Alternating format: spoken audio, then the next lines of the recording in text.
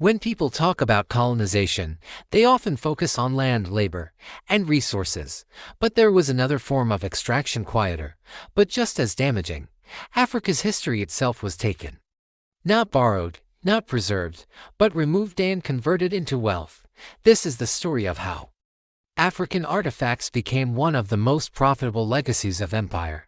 European museums often describe African artifacts as collected, but many of these objects entered Europe through violence, military raids, punitive expeditions, forced seizures after resistance wars. The most famous example is the 1897 British invasion of Benin, where thousands of bronzes were looted after the city was burned. These were not random objects.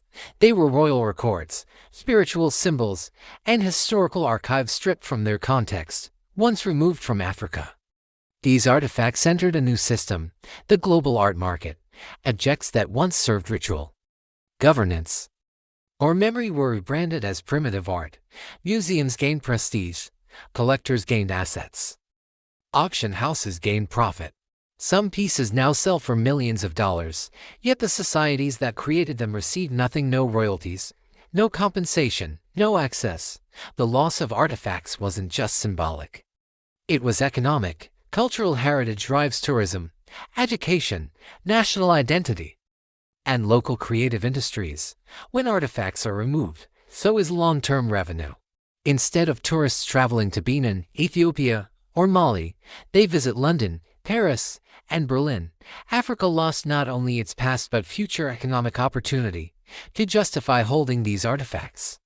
Institutions often argue that Africa cannot preserve them, that they are global heritage, or that they were acquired legally. But legality under colonial rule does not equal legitimacy. Power made the rules, and power benefited from those rules.